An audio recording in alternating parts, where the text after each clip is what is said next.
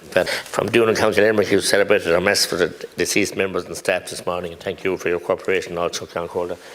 Minister, you spoke a few minutes ago to another TD about the nitrates directive, and I'm talking about 2,000 farmers that you said attended a meeting in Clonmart on Monday night. They're very concerned. I'm glad the Minister Hayden is here. Farmers feel that they needed to be heard and they need the concerns to be appreciated.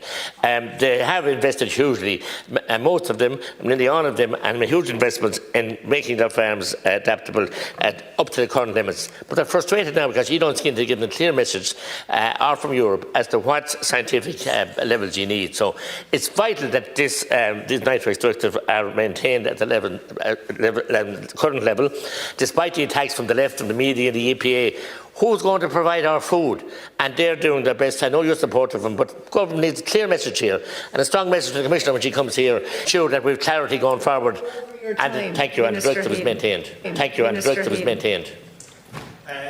I'd like to thank Deputy McGrath for raising what is a really important issue. The nitrates derogation is critically important, not just for our 7,000 derogation farmers, many of which are in Tipperary, but for our overall rural economy and for all elements of agriculture, because it comes down to land availability and many other measures. This has been a top priority for me since I became Minister for Agriculture, Food and Marine. I did attend the meeting of a couple of thousand farmers in Fermoy on Monday night. I will meet with Commissioner Roswell, who has accepted my invitation to visit Ireland here later this week. I've met with her in Brussels previously. I've met with her officials in Brussels and here when they visited here previously. We've had them out on farms, and I will have Commissioner Roswell on a derogation farm when she visits as well, to show her firsthand the great work our farmers are doing in terms of the higher standards they're operating to around water quality. All of this is as we reach the end game of our negotiations to try and have an extension of our derogation and to get a new derogation beyond the end of this year, because our current one falls at that point. We have the Habitats Directive to address, as well as water quality. That is a very onerous undertaking, and we are putting detailed proposals to the Commission right now to get the best possible outcome